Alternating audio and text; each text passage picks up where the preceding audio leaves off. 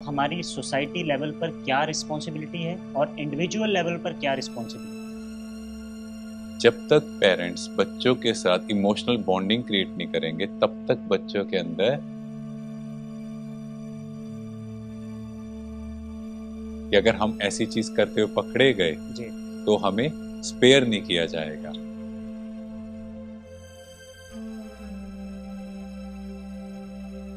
United Nations की तरफ से भी या फिर हम कंट्रीज की बात करें तो कुछ मेजर स्टेप्स ले सकते हैं कि ड्रग्स का जो स्मगलिंग है, कई लोग कंफ्यूज हो जाते हैं ट्रीटमेंट में। नो,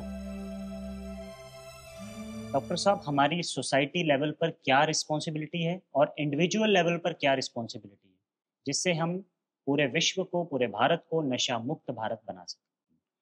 देखो सबसे पहले यहाँ पर ड्यूटी है फैमिली की। जैसे पिछले सेशन में हमने जाना कि पर्सनल लेवल पर मुझे क्या करना है जी। और क्या-क्या चेंजेस हमारे अंदर हो सकते हैं।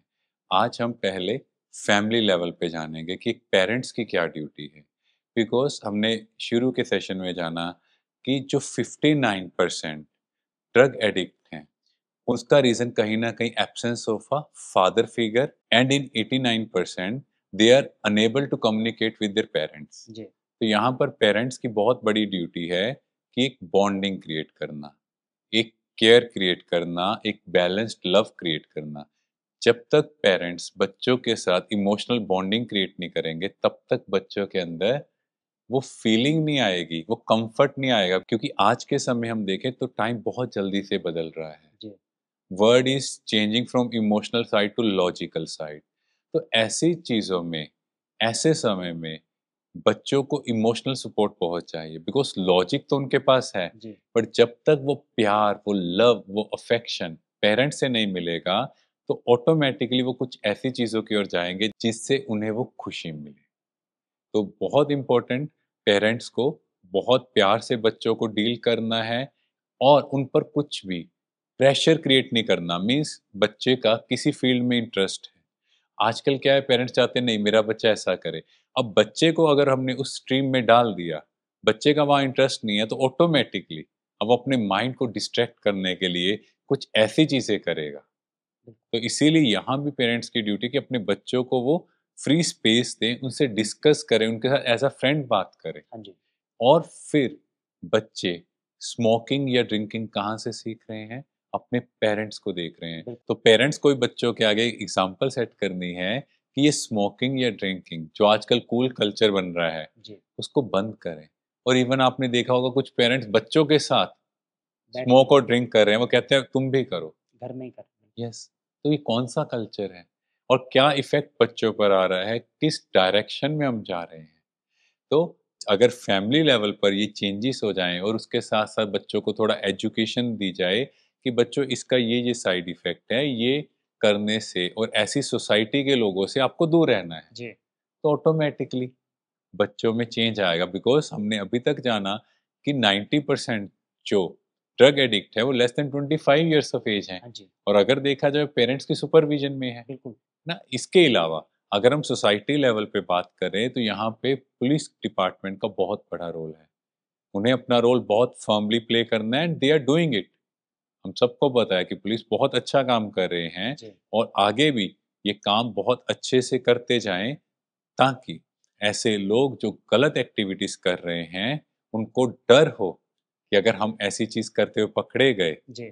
तो हमें स्पेयर नहीं किया हाँ जाएगा। जी। और इवन इंडिया में एक एक्ट भी बना हुआ है NDPS, narcotics, drug and psychotropic substances act in 1985, जी। And it was amended in 1988। और इसमें है अगर कोई भी पर्सन इस ड्रग की एक्टिविटीज़ में इन्वॉल्व है, उनको 12 इयर्स इम्प्रिजनमेंट है। तो आप सोचो बहुत स्ट्रिक्ट लॉज़ ऑलरेडी इंडिया में हैं। जी। और इसके अलावा जो ड्रग्स सीज़ होते हैं, उनको भी इमीडिएटली डिस्ट्रॉय किया जाए ताकि वो दोबारा एक्शन में ना आए। हाँ जी।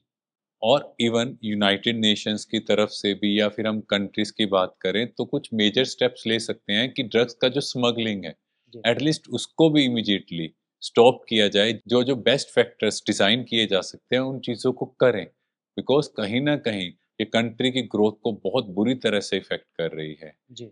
And ban on advertisement as well as हम कहें सोशल मीडिया प्लेटफ़ॉर्म पर या मूवीज़ में जहाँ भी ये चीज़ें दिखाई जा रही हैं, जी, प्रमोट की जा रही हैं। जो लोग जिनको अपना सेलिब्रिटी मानते हैं, लोग मानते हैं कि हमें इनको फ़ॉलो करना है और वही लोग इन चीज़ों को कंज़्यूम कर रहे हैं हाँ जी, और एड्स में भी वही दिखा रहे हैं। जी, तो ऑटोमैटिकली यूथ भी किस तरफ जाएगा? अपने आइकॉन की ओर जाएगा, उनको लगेगा इसी तरह से हम सक्सेस को पा सकते हैं। बिल्कुल, और जब इन चीज़ों पर बैन लगेगा तो ऑटोमैटिकली उन्हें एक अवेयरनेस आएगी और सोसाइटी एक राइट डायरेक्शन में चलनी स्टार्ट होगी। बिल्कुल, तो ये कुछ स्टेप्स हैं और इवन यूएसए में एक कैंपेन चला to aware about the side effects of smoking और उसके बाद जो नंबर था दैट वाज सब्सटेंशियली रिड्यूस्ड।